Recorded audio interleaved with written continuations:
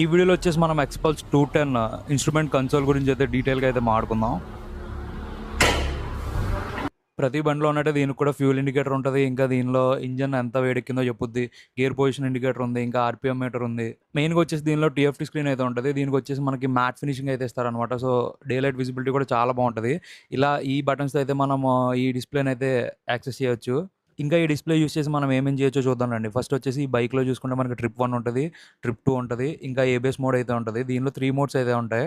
అదే మనము ట్రిప్ 2కెళ్ళామంటే దీనిలో మనం ఎంత డిస్టెన్స్ ఎళ్ళాం, ఇంకా ఎంత టైం పట్టింది మనకి, ఎంత స్పీడ్ లెవెల్ ఎళ్ళాం, ఎంత ఫ్యూయల్ యావరేజ్ వచ్చింది ఇదంతా అయితే చెప్పుద్ది మనము ట్రిప్ 2 సెట్ చేసుకున్నప్పటి నుంచి.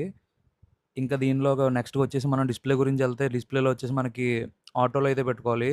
ఆటోలో ఉంటే మనకి ఆటోమేటిక్‌గా హెడ్‌లైట్ కూడా ఆన్, ఆఫ్ అయితే అవుద్ది. మనము డార్క్‌లో పెట్టామంటే ఎప్పుడు ఇంకా హెడ్‌లైట్ ఎలిగే ఉంటది. అదే మనం ఆటోమేటిక్‌లో వదిలేసామంటే డే లైట్‌లో లైటింగ్ అయితే ఉండదు. సో, బ్రైట్‌నెస్ మనకి నచ్చినట్టు అడ్జస్ట్ చేసుకోవచ్చు.